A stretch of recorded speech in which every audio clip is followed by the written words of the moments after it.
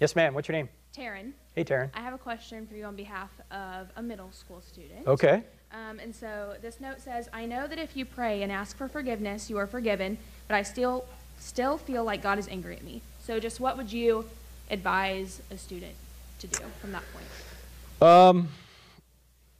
Well, 1 John says, if you confess your sins, he is faithful and just and will cleanse you of all unrighteousness. So we've got to get out of the idea, in fact, this may sound crazy to people here, but God doesn't love you any more when you obey him, and he doesn't love you any less when you disobey him.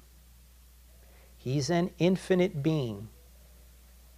He loves you infinitely. He can't love you more if you obey him, and he can't love you less if you don't obey him. But he wants what's best for you, and he wants you, or the middle school student, to follow him because he knows that's what's best for the middle school student and his entire plan here on earth.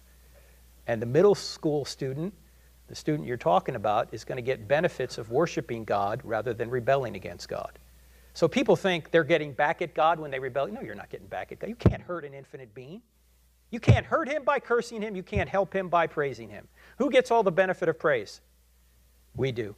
Who gets all the detriment of cursing God? We do.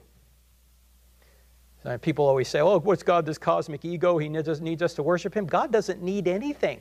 He's the infinite being. He knows we get benefits from worshiping him. That's why he wants us to worship him, because he knows it's best for us. So God doesn't love anybody more or less because of what they do. He loves everybody infinitely. But God's not going to force people into heaven against their will either. If people don't want God, if they want to reject him and go their own way, he will separate himself from them. And that's what God does. That's ultimately where we're all heading. We're all heading either to be with God in heaven or separated from God in hell. Okay, thank you. Good question, Taryn.